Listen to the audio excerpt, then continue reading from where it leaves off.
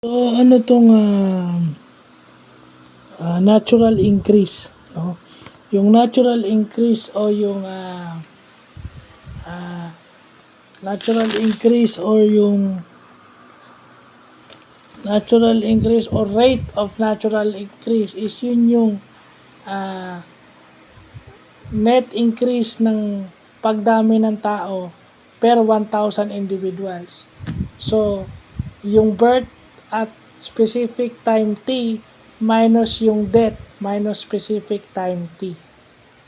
So, yung t doon represents yung current time o yung current year, current month. Okay, yun yung lumalabas doon.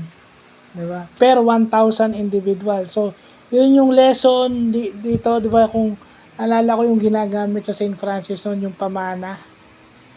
No?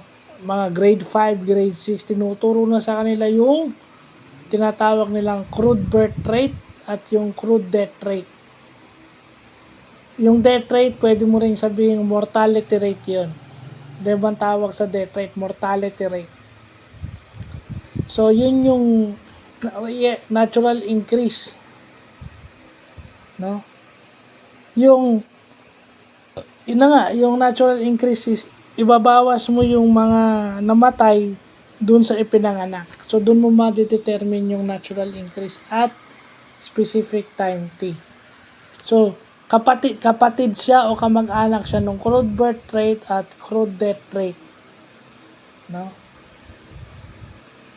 Kaso dun sa crude birth rate at crude death rate, inaano dun yung population, no? Yung population, kung ilan yung namatay, ilan yung ipinanganak. Pero pag sinabi mong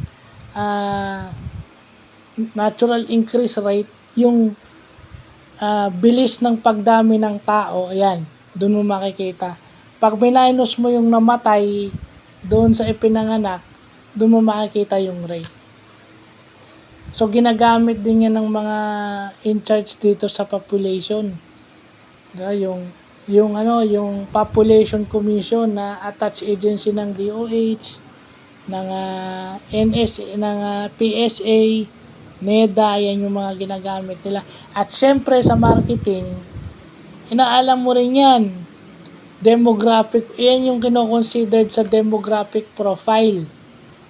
Ang tinitingnan ng mga marketing businesses o ng mga businesses dyan is yung demographic profile. So, yun, ano ko lang yung rate of natural increase na kapatid nung crude birth rate at crude death rate. Related yan. So, yun lang po.